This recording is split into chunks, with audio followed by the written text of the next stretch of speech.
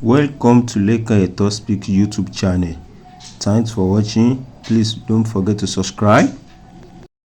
Ọ̀pọ̀ òbí ló ń ṣe ọmọ tọ́ ní ayé òde òní tá a wà yìí. So ẹ̀yin viewers wa, ẹ̀yin lovers wa all over the world.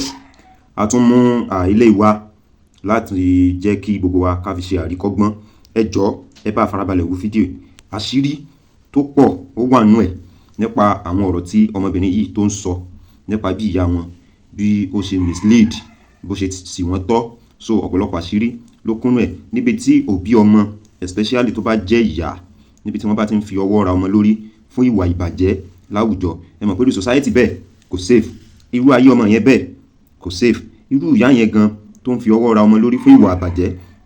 ayé ìyá yẹn náà kò safe. So ẹ jẹ́ ká gbọ́rọ̀ lẹ́kùnrẹ́rẹ́ lẹ́nu Ọlájùmọ̀kẹ́ pẹ̀lú bí àwọn òbí wọn bó ṣe ń try láti báyé àbúrò ẹ̀ jẹ́, tán ṣe ń try láti báyé òun gangan jẹ́. Bọ̀ òun tiẹ̀ ó jẹ́ ọmọ tí ẹ̀mí Ọlọ́run wà lọ́kàn ẹ̀, ó jẹ́ ọmọ tó jẹ́ pé Ọlọ́run mọ̀ fọwọ́ ọwọ́ dáadáa sí lọ́kàn. So ẹ̀yin tẹ́ jẹ́ viewers wa nílẹ̀, ẹ jẹ́ ká farabalẹ̀ ká wo fídíò láti ṣe bẹ̀rẹ̀, ká gbọ́ nǹkan tó ṣẹlẹ̀, ká gbọ́ bí ọmọ yìí bó ṣe narrate gbogbo story, gbogbo àwọn ìwà ìbàjẹ́ tí ìyá ẹ̀ tí wọ́n ń try láti jẹ́ kí àwọn náà mọ̀ wù láwùjọ. So ẹ ṣé gan ni.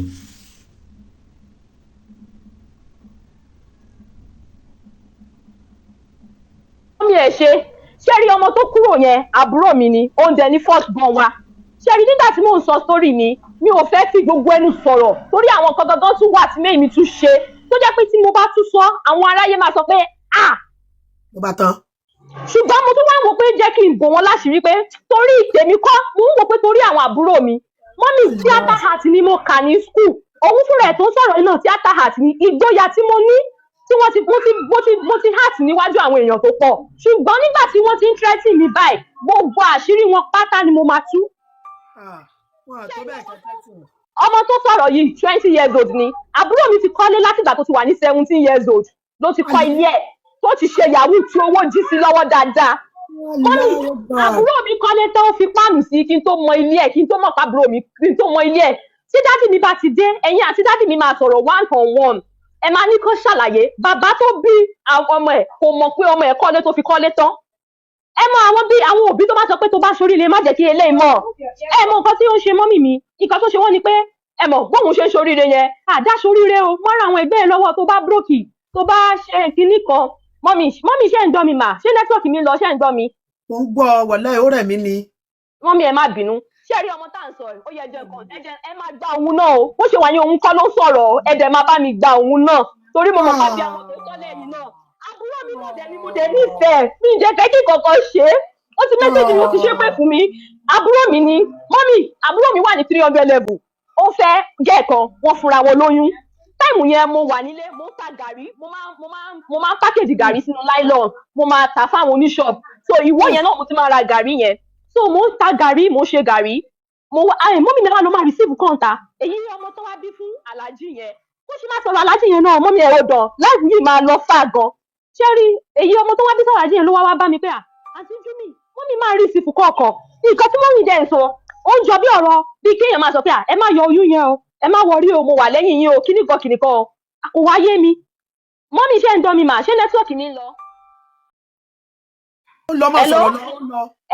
Mo wá dúró, ó wá nígbà kan mo wá lọ receive call, mo wá dúró, mo pẹ́ gan-an mo gbọ́ gbogbo nǹkan tí wọ́n sọ. Mo ní mọ́mì ẹ wá,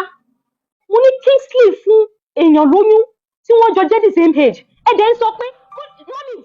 mi ò sọ pé kó yọ oyún o. Kò mú sọ pé kò yẹ kí ẹ sáré ẹ̀kọ́ lè jẹ́ pé nǹkan tó ṣe dáa. Kò yẹ kí ẹ sáré sọ fún ọmọ yẹn pé ó yá máa bọ̀, mo máa gbọ́ oyún. Kò yẹ kí ẹ sáré sọ anything fún ọmọ yẹn. I am sorry. Kò yẹ kí ẹ sáré sọ anything fún ọmọ yẹn. Mọ́mì mi ní kí ló ka àwọn pé ṣé ọmọ obìnrin ni ọmọ tàwọn ni, pé ṣé bọ́mọ ọkùnrin lọ́mọ àwọn, pé ṣé ọmọ àwọn ló fẹ́ run oyún ni. Allahu Akbar. Mọ́mì first ìjà tí mo bá parọ́ mọ́ mọ́mì mi, gbogbo nǹkan tí mo máa jẹ́ ní ayé yìí kí n má jẹ, kí n má ra láàánú. Mọ́mì first mo bá mọ́mì mi jà, mo bá wọn jà. Mo ní nǹkan tẹ́ ṣe fún mi ẹ̀ ní ṣe fún àwọn àbúrò mi. Mo ní torí pé lè jẹ ọkùnrin mi ò ní gbà. Mo ní kí sì fúnyàn lóyún, ẹ̀dẹ̀ sọ wípé Olúwa ìwúyàwó ló bí mi. Mo ní kí sì fúnyàn lóyún, mo ní ẹ̀ẹ́dẹ̀ ń support ẹ̀, mọ́mì God so good. ọmọ yẹn wá ọmọ tó fún lóyún yẹn wá lọ sílé ọ̀rọ̀ tí mò ń sọ yìí àǹtí tí mò ń gbé lọ́dọ̀ ẹ̀ l'Àbújá àǹtí yẹn ní tó bá ń sọ sórí ẹ̀ má sọ ọ́ pé torí àbúrò ẹ̀ ó sì wà ní skul káwọn èèyàn má troll ẹ̀ òun ni ò jẹ́ kí n sọ ṣùgbọ́n dàtò wá lórí òun ò pé èmi náà wá sọ nísìn mọ́mì ọmọ yẹn wá lọ sílé lọ ṣọlúdé àwọn parents wa mọ̀ pé ó yọ oyún àwọn parents wa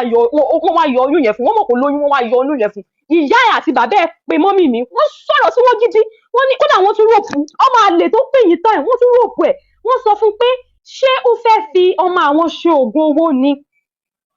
ipe kí ló dé ipe tí ọmọ ẹ̀ tí mọ́mì mi fi encourage pé kíní wọ́n yọ oyún yẹn fún wọ́n wá wọ̀nù ọmọ yẹn pé àwọn ò fẹ́ rí ọmọ yẹn àti àbúrò mi papọ̀ mọ́ mọ́mì God so good wọ́n padà sí sùn àwọn méjèèjì bẹ̀rẹ̀ sí ní lọ gbé pọ̀ mọ́mì ní kọ́ọ̀lù tí mi máa make Mariam níbikíbi tó bá wà tí mo bá parọ́ mọ́ ẹ kí n má jẹyàn mọ́ kọ́ọ̀lù tí mọ́mì mi máa make mọ́mì mi sọ fún wọn pé ẹ̀lò ẹ máa lo kọ́ńdọ̀mù ẹ máa rọra o mo wá pè wọ́n mo ní mo ní ìyàwó lẹ́jẹ̀ mo ní mọ́mì mi ṣé rí ìjà tí gbogbo wọn bá mi jà ni pé mo láyà láti kojú wọn mo ní kí ló ṣẹlẹ̀ mo ní kí gangan ni problem mo ní kí ló ṣẹlẹ̀ ìyá ẹ̀ mọ́mì wọ́n wá sùn lóru mo wá lọ mú nọ́mbà dádì ọmọ yẹn tó pé wọ́n mo wá pè wọ́n mo ní dádì mọ́mì feminist ni mi mo sọ fún dádì yẹn mo ní ẹ lọ sí school ẹ arrest àbúrò mi kẹ̀dẹ̀ arrest ọmọ yín nǹkan tí mo sọ nìyẹn mo ní both my younger brother and your daughter arrest both of them mo ní when you take the case to school security they will want them not to live together again because they are still minor. But God so good, this man recorded our call, recorded my voice, and sent it to my mommy, and sent it to his daughter. Then the daughter sent it to my mommy that I called her parents that I have put her in trouble. I guess because mo sọ mommy. Àwọn mommy mi ẹ mọ̀ pé voice mi wọ́n ṣàmà dá voice mi mọ̀. Ìgbà tí mommy ti mọ̀ pé voice mi ni. Mommy máa send video bí wọ́n ṣe nà mí gbogbo àpá yẹn máa send ẹ̀ sí yín. Ṣé mi ni mo fẹ́ bá tọ́mọ ní kí sì ti nílé náà ó ti ṣe gbogbo ẹ̀ ṣókéré ni bó ṣe wà yẹn ọmọ yẹn wà lónìí ló fi fẹ́ tètè ṣe marriage ṣé mi ni mo fẹ́ bá kọ́lé ni mọ́mì mọ́mì kéèsì yìí ò ti tàn o mọ́mì ẹ̀yin ni ìyá mi nísìnyí o mo dẹ̀ gbọ́kànlé yín o kéèsì yìí ò ti tàn ìwọ yẹn ẹ máa mú mi débẹ̀ ẹni tẹ́ ló wà ní ìwọ yẹn ẹ máa lọ bá ẹni yẹn máa mú mi máa lọ police station mọ́mì mi fúnra wọn ẹni kan wá sórí láìfù yín gbogbo nǹkan tí mo bá sọ tí mi ò bá ní sọ ó tún wá pé ẹyọ kan ó ní ọmọ kan tó ń gbé ní ọ̀dọ̀ wa mọ́mí ọmọ yẹn kú nígbà tí ọmọ yẹn wà ní age 7 àti age 7 ni mọ́mí ọmọ yẹn ti kú. Please, I'm sorry, I can speak English but due to the fact that I am Russian so that's why I'm speaking Yoruba. Mọ́mí ọmọ yẹn ti kú so ọmọ yẹn wá ń gbé lọ́tọ̀ ọmọ yẹn ò rẹ́ni claim ẹ̀ ó wá ń gbé ní àtọ̀dọ̀ wa láti 7 years old. Tí a bá ti ní ọlùdé mọ́mí máa rán lọ sọ́dọ̀ grandma mi ta mọ́ínmọ́ín lẹ́kọ̀ọ́ wọ́n láwọn èèyàn tó ń bá wọn ṣiṣẹ́ mọ́mí máa rán lọ sọ́dọ̀ grandma mi á lọ ṣiṣẹ́ bẹ́ẹ̀ á padà wá fún ọlùdé. So mo wá wálé láti school gbà kan mo wá fẹ́ charge kò síná company kan wà ní ẹ̀gbẹ́lé wa tí wọ́n ti lọ máa ń charge mo wá fẹ́ mọ́mì náà ni wọ́n ní kí n lọ sí company yẹn pé kí n lọ charge o mo wá débẹ̀ mo ní mo fẹ́ charge àwọn ìbá ní àwọn òkè bá yàn charge o mo bá padà wá mo ní mọ́mì ṣe bẹ́ẹ̀ sọ pé àwọn pípù yìí máa ń bá yàn charge kí n lọ síbẹ̀ mọ́mì náà àwọn ti gbàgbé nígbà ta ni mo bá bẹ̀ mo ní àfa wọ́n ní ká ní Rachel ni ìyẹn ọmọ yẹn ló ń jẹ́ Rachel ọmọ tí mo ló ń gbé lọ́dọ̀ wa pé ká ní Rachel ni wípé wọ́n máa gbà lọ́wọ́ ẹ̀ pé torí ìyàwó ẹ̀ ni mo ní ìyàwó ẹ̀ kílẹ̀ mo ní àwọn rògbòyà wọn fẹ́ra pé torí ó máa ń lọ síbẹ̀ mo ní kí lẹ mí wọ́n ní ṣáwọn làwọn bí ni mọ́mí iṣẹ́ ń dán mi mà ṣé nẹ́tíwọ̀kì mi clear wọ́n ní ṣé àwọn làwọn bí ni ṣé wá rí ọmọ yẹn ti wá parí JSS 3 báyìí mọ́mí wa ní kó kúkú lọ máa gbé ní ọ̀dọ̀ girama ní Èkó ṣé rí ọ̀dọ̀ girama tó wá lọ ní Èkó yẹn ọmọ yẹn ti wá ra fóònù ọmọ yẹn wá ó wá níjọ́ kan fótó dẹ̀ mọ́mí mi á máa pe ọmọ pé ẹ̀lò Rachel ọmọ yìí ẹ mọ̀ pé òun náà ti dàbí àbúrò wa mo ní ẹ̀gbọ́n tó wà wájú ẹ̀ 5 ni mo ní ẹ wá ń pè é ń béèrè owó lọ́wọ́ ẹ̀ mo ní ṣé wo ni ẹ fi sí ní ọwọ́ mọ́mí ni ó smart náà ó gbọ̀n mọ́mí recently ọmọ yẹn ra fóònù mọ́mí gbogbo máa gbogbo nǹkan tí mo sọ máa lọ send ẹ̀ sí yín ní WhatsApp máa fi àwọn evidence ràn yín ọmọ yẹn wá ra fóònù ọmọ yẹn wá post fídíò ibi tó ti ń kiss ọkùnrin òun àtọkùnrin jọ ń kiss ara wọn ọmọ 14 years old ṣé wá ní táìmù yìí èmi àti mẹ́mi ti block ara wa torí ìjà àbúrò mi ọkùnrin èmi àti mọ́mí ti block ara wa àǹtí mi gan ló send ẹ̀ sí mi máa fi evidence ràn yín ẹ̀ ṣàmọ̀ níbi WhatsApp ẹ̀yẹn tó send ẹ̀ sí mi àti ẹ̀gbọ́n mi ló send ẹ̀ sí mi pé torí Rachel yẹn mo ti kọ́kọ́ bọ̀ ní ẹ̀ pé má torí pé mọ́mí ń béèrè owó lọ́wọ́ ẹ kó lọ máa ṣẹṣẹ kúṣe o kíni kan so ìgbà tọ́mọ yẹn post kìíní yẹn ó block mi but àǹtí mi ló wá send ẹ̀ sí mi message tí àǹtí mi send tí wọ́n ní my mother failed us mo máa fi ràn yín mo wá sọ fún àǹtí mi àǹtí mi wá láwọn pé mọ́mí pé ṣé ẹ rí nǹkan tí mọ́mí post pé mọ́mí sọ pé àwọn tó fún mi tó bá wà ní life fífọ mọ́mí ni ṣé mo mọ àwọn ẹgbẹ́ ṣé mo mọ àwọn sugar daddy tán níwò táwọn ọmọ yẹn mú wálé tán ṣe kinní kan mọ́mí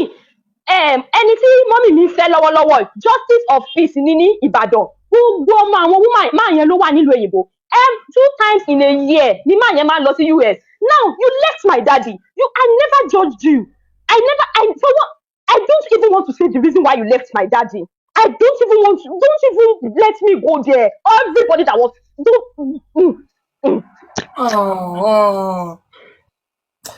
ìyá yìí ti traumatize àwọn ọmọ yẹn olórí burúkú nìyá yìí. Mọ́mì kí ni mọ́mì mi ní màrí tó fẹ́ olówó fún tí kò bá ṣe kó fẹ́ tọ́jú ọmọ kí ni ìdí tó fi fẹ́ olówó ṣé wá rí máa yìí mọ́mì ẹ̀ wá jẹ́ kí n sọ̀rọ̀ máa yìí ṣé mo kéèyàn máa ṣe nǹkan bí aláìṣe for example ṣé rí èmi kò sí kankan wọn tó sọ school fees mi dádì mi ni ṣé wá rí ẹ̀gbọ́n mi private nursing school ló lọ so school fees ẹ̀ máa ń pọ̀ dáadáa millions ló máa ń san ní school fees dádì mi á send sí wọn ṣé wá rí ẹ̀gbọ́n mi tó bá ti wá pé aláàjì yẹn pé mo fẹ́ send owó ẹ wá mọ̀ wo mọ́mì bí kéèyàn fẹ́ san 1 million kẹ wá fẹ́ nìyẹn 50,000 bẹ́ẹ̀ ṣé ẹ mọ̀ pé owó ìsọnù owó pé kó má dàbí pé wọ́n máa sọ pé mi ò ṣe kinní mọ́mì ẹ jẹ́ tí wàá san kankan fún yín àǹtí mi first born èmi second born ètò wà lẹ́yìn mi ọmọ yẹn ò lọ sí school lọ́wọ́lọ́wọ́ báyìí ọmọ yẹn ò lọ sí school kìsì ni ẹ jẹ́ ràn mí lọ́wọ́ ẹ jẹ́ káàbúrò mi lọ sí school àbúrò mi mọ̀wé tẹ bá jí lójú oorun tẹni kí lọ́ládé ti bá ìfísì mọ́mì mi pa ògùn ẹ̀ mọ́lẹ̀ ẹ jẹ́ ràn mí lọ sí school mọ́mì ṣe bẹ́ẹ̀ lẹ léyàn ní wò ẹni kí n lọ sí wò mo wà lọ́dọ̀ ẹ rán mi lọ sí wò wọ́n ń tẹ́sí mi lọ́wọ́lọ́wọ́ báyìí ẹ tẹ̀lé mi lọ sí wò ẹ jẹ́ kí dádì mi wá ẹ bá mi rán dádì mi lọ́wọ́ kí gbogbo àwọn àbúrò mi kan bọ́ síbẹ̀ màá tún wá sọ ìkan mọ́mì ṣe rí ìgbà tí wọ́n bí àwa mẹ́rin ó ní mọ́mì mi lọ pàdé máà yìí tán lóyún fún un tán fẹ́ra wọn máà yìí kò tún wá fún wọn ní owó bó ṣe expect ẹ mọ̀ máà yẹn aláàbò òyìnbó ló tàn wọ́n jẹ 80 years old ni máà yìí o my mommy is currently 45 years old torí wọ́n wà ní 21 tán bí mi mo dẹ̀ wà ní 24 by so she's 45 years old 80 years old ni máà yìí lọ́wọ́lọ́wọ́ báyìí she's a young very beautiful woman I don't know her problem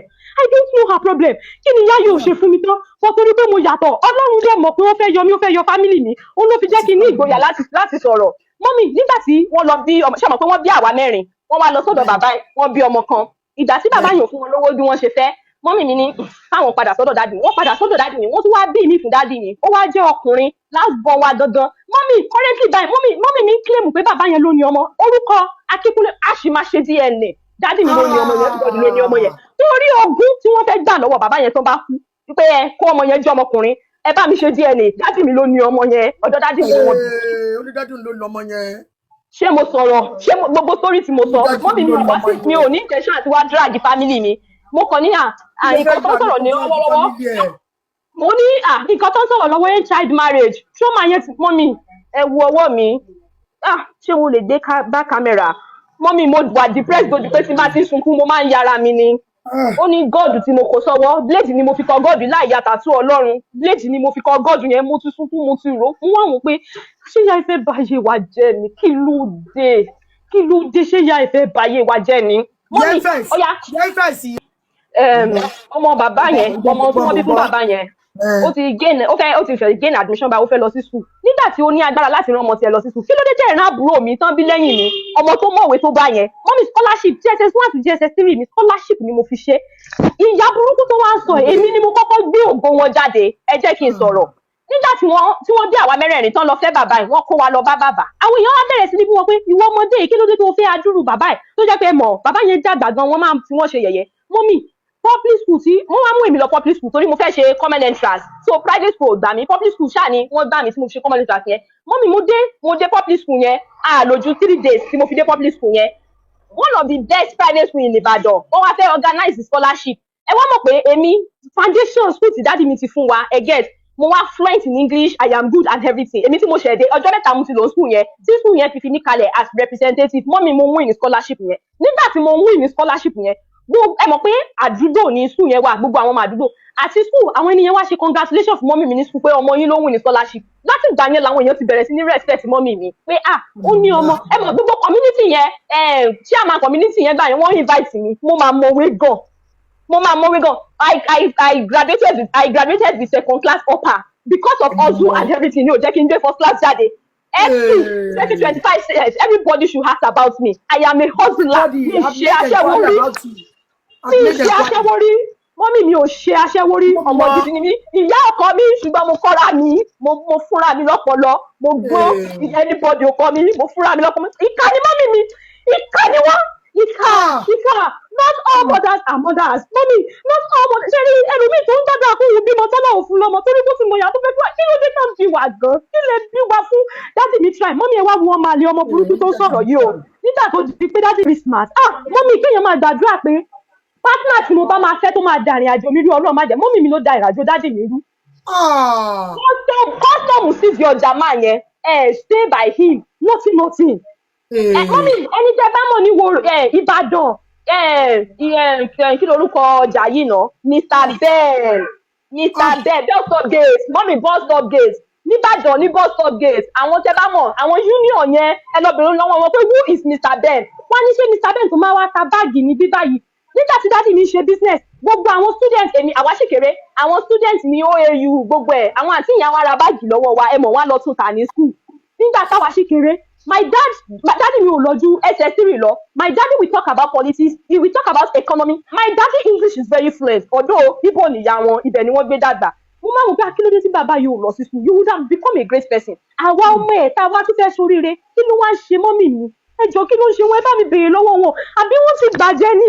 àbí nǹkan ṣe wọn ni ẹ bá mi béèrè lọ́wọ́ wọn kí ló ń ṣe wọn ìgbà tí dáàdì mi wá ní àwọn fẹ́ lọ sí Cairo wọ́n ní ẹjọ́ ẹ má lọ pé a ti ṣetán ẹ̀yin nìkan náà ni mo ní ẹjọ́ ẹ má lọ dáàdì mi mọ́mí ẹ sọ pé kí ni reason tí dáàdì mi fún mi dáàdì mi ní tẹ bá jáde school. Jùmọ̀kẹ́ hold on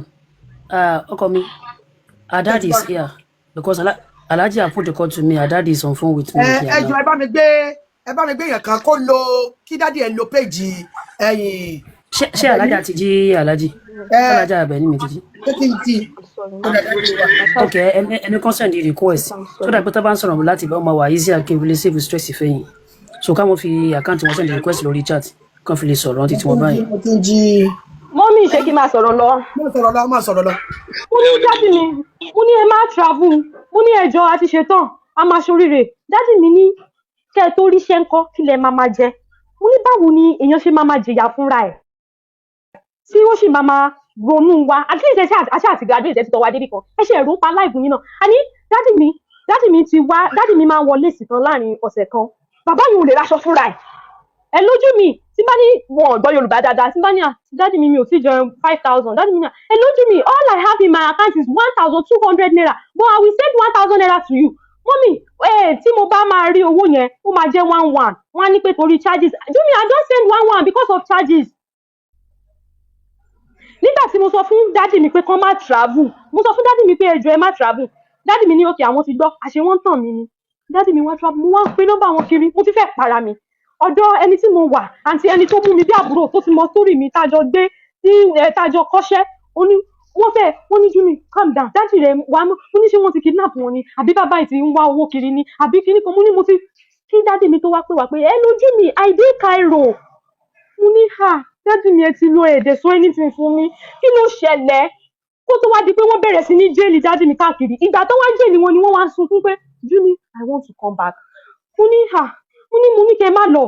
ẹwu ṣe rí ẹni tó rán wọn lọ ẹni yẹn bá wọn san gbèsè ẹni yẹn tún wá owó fúláìtì tó fi rán wọn lọ ó tún wá times 2 ẹ̀ pọ̀ mọ́ owó gbèsè wọn yẹn owó yẹn wá lọ mílíọ̀nù ó wá ní kàn dá padà ìgbà tó ń dé bẹ́ẹ̀ iṣẹ́ tó ń rí kò ń ṣeṣẹ́ gidi iṣẹ́ tó ń rí kò kí ń ṣe iṣẹ́ gidi kò wá lè jẹ́ kí wọ́n rí owó ẹni yẹn san ẹni yẹn wá ń tírẹ́tì wọn ògbóni lẹ́ni yẹn wá ń tírẹ́tì wọn pé wàá sanwó mi wá ṣe kíkan jáde wọn ni àwọn fẹ́ wá sí Nàìjíríà táwọn bá lọ sí Nàìjíríà àwọn máa lọ sí human rights àwọn máa lọ sí kinní pé kí wọ́n gba àwọn pé láti fi sanwó yẹn pé kẹ́ni yẹn calm down pé kí wọ́n máa rí owó yẹn san mọ́mì níwájú Olú àtẹ̀yàn èmi àti ẹ̀gbọ́n mi àdẹ̀gbéra a lọ bá àbúrò mi ní sùn mo fi ẹsẹ̀ méjèèjì mi mo fi kúnlẹ̀ fún ẹni tó jẹ́ àbúrò mi kọ́lé àbúrò mi ń ta shoe àbúrò mi ní bookshop tábúrò mi rí torí pé mọ́mì mi ní school àbúrò mi lo 16 Pro Max àbúrò mi ní bike mọ́tò torí revelation ikú oní wọ́n rìnà sí pé kó má ra mọ́tò ó ní àbúrò mi ò tí fi ra mọ́tò mo kúnlẹ̀ mo ní jọ jẹ́ ká mú dáàdì mi padà mo mọ̀ pé ó ní owó ìlọ́wọ́ mo ní ìgò èmi àtẹ̀gbọ́n mi á ṣe graduate ni kò sówó lọ́wọ́ wa àwa náà figure life wa obìnrin ni wa mo ní kí sì jọ jẹ́ ká mú dáàdì mi padà wálé àbúrò mi ní lásẹ̀ ṣé wá nígbà tèmi àti ṣẹ́rí mọ́mì ẹ̀gbọ́n mi mo ṣáàpù jùlọ kì í ṣe pé bóyá kò gbọ́n ẹni tó ka nọ́ọ̀sì ó gbọ́n bọ ẹni tó so ẹ mọ̀ pé gbogbo ọmọ ò lè rí bákan náà èmi bẹ́ẹ̀ mo lè sọ̀rọ̀ so mo ṣáàpù ju ẹ̀gbọ́n mi lọ ṣé nígbà tí a kúrò níbẹ̀ tá a padà èmi àti àbúrò mi nígbà tá a lọ bẹ̀ẹ́ tó lóun ò lè ṣe anything tèmi àti àǹtí mi padà àǹtí mi ọmọ yẹn bá ṣe wá sọ́dọ̀ wá pé aláàjì yan àwa wá ń tọrọ owó lọ́wọ́ òun kìnnìkan tẹ́ bá rí aláàjì yẹn dẹ̀ pé àǹtí mi má dájú mọ́ kẹ́yẹ lóhùn lórí burúkú ọmọ ni olùdíkìní kan ni má jẹ́ kí túmọ̀ tẹ́ tí ẹ kí ló dé tẹ́ ló ń bá kí sí mommy I am never in support of the yahoo my brother is doing but you already have the money ilé ayé ilé àìsàn ni àjọ jìyà ẹni mo máa ń sọ fún countless time àjọ jìyà ẹni mo ní ọmọ yóò dé wà rí bẹ́ẹ̀ o wàláì mi ló kọ ìyẹn sí wa ìgbà tó dé tó gé nàbí èmi mọ́mì òun tó tún wá ń sọ̀rọ̀ èmi mo tún wá kà wá sí ẹ̀sùn gbogbo ẹ̀yin tẹ́ bá wà níbí báyìí or anyone that is here that is from F2 TMA my brother is from F2 TMA and I am the one that brought him there if I don't have a good reputation will I be proud to bring my brother to my school to my department I know how many school daughters I have in school I know how many people because of me people are respecting him because they know your sister is very brilliant mo bẹ̀ Kingsley mo ní jọ jẹ́ ká mú dádì mi ẹ wá rí o Kingsley lóhùn ò ṣe dádì mi wá ṣẹ̀ṣẹ̀ ń pe àwọn èèyàn wọ́n ń ran sí ọmọ wọn pé kó jọ àwọn ti fẹ́ kú sí bíbá yìí Kingsley wá ní òun máa fi 300,000 kalẹ̀ ó wá sí gúùpù òfò ó wá sí WhatsApp group ó wá ní everyone my daddy dey send him to kinní kan but I will assist with 300 òun máa san díẹ̀díẹ̀ ó kọ́kọ́ send 30 mọ́mì every weekend ni àbúrò mi máa lọ ń lọ́jù sí hotel tí mo bá ń wo sétọ̀ dẹ̀ every weekend ló máa lọ ìgbà tí mo wá rí ó wá pé mo wá sọ̀rọ̀ sí mo ní Kingsley o fẹ́ fi 300k ló fẹ́ ṣe kinní ṣe dẹ́yìn lẹ́gbọ́n òun kinní kan mọ́mì mi kì í béèrè olówó lọ́wọ́ ẹ̀ torí nǹkan tó ń ṣe gan I am not proud of it but if you have it you already have it ask your father let's bring it up ọmọ yẹn ò rí báyẹn o mọ́mì mi ni o ọmọ yẹn ò rí báyẹn mọ́mì mi ni gbogbo nǹkan tí mò ń sọ I did not have the intention of saying it but now they have pushed me the proprietor and proprietress association at Igbo, they are calling me and threatening me that I must bring down those videos, that if I did not bring them down, they are going to sue me. Proprietors and proprietors of that school, you are not suing Jumoke alone. You are suing all of us.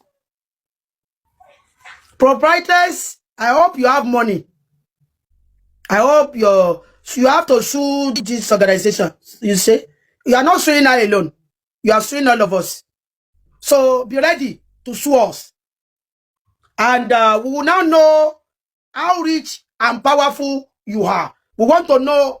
how you are very powerful, you are very strong, and people that you know, you have to sue someone. You will sue until you are tired to sue. Yeah, you will sue, continue suing. You will sue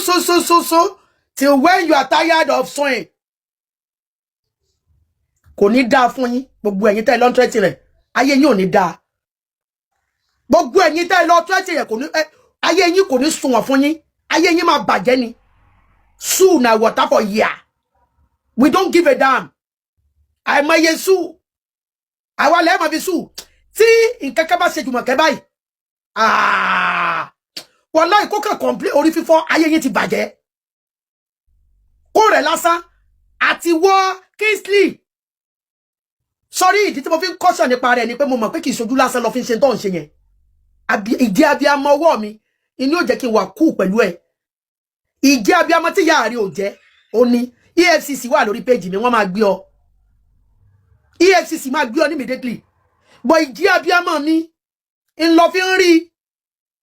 pé bóyá mo fi ọ́ lẹ̀lẹ̀ sọ pé mo ti rí ọtọ́ tí kọ́mẹ̀ntì látànà EFCC ó ti gbé ọ because you have to provide how you got your money láti fi lè build ilé at 17. I have made inquiry about what you do. You are a yahoo guy and your mom is an enabler. They are going to pick the two of you. Maybe you don't know what you are doing. Ìyá rẹ ni enabler rẹ, ìyá rẹ ló ń lọ bẹ́ẹ̀ ṣoògùn. At 17, you are a Yahoo Plus. And your mom is the one using everybody. On lórí àwọn everybody tó fi lé cash out. Lè bèrè rú ẹ̀ lọ́wọ́ mi. Bàbá Jùmọ̀kẹ́ wà nsàlẹ̀. Lovers all over the world. Ọ̀rọ̀ náà ni ẹ ti gbọ́ lẹ́kùnrẹ́rẹ́ ní ẹnu ọmọ yìí. So a tún máa mú ibi tí ìyá ẹ̀ náà tó náà ti wá explain bí ọ̀rọ̀ ṣe jẹ́. A máa mú wá because ìgbà tí ọmọ yìí tó ń sọ̀rọ̀ with evidence ni gbogbo àwọn ọ̀rọ̀ tí ó ń sọ. Ọdún àwọn kan wọ́n sọ̀rọ̀ pé ọmọ yẹn ẹlẹ́jọ́ wẹ́wẹ́ ni kìnnì kan ẹ mọ̀ ní tí ò bá da wọ́n ní ọwọ́ tó bá dùn yàn kéèyàn má fi pamọ́ sí abẹ́ aṣọ ni àwọn àgbà sọ. So kí ni opinion tẹ̀yin náà kí ni fi tẹ̀yin náà ọdún àmà tún mú àwọn ibi tí ìyá yẹn náà ti sọ̀rọ̀ a máa mú wá tàdé máa rí pé ọmọ yìí àwọn ọ̀rọ̀ tó sọ àwọn ọ̀rọ̀ tí ó níye lórí ni. So ẹ̀yin tẹ́ bá ṣe ń darapọ̀ mọ́ channel wa ẹ bá wa subscribe, ẹ bá wa like, ẹ bá wa share, ẹ bá wa comment. So I really appreciate the support in so far. We love you all. Thanks for watching.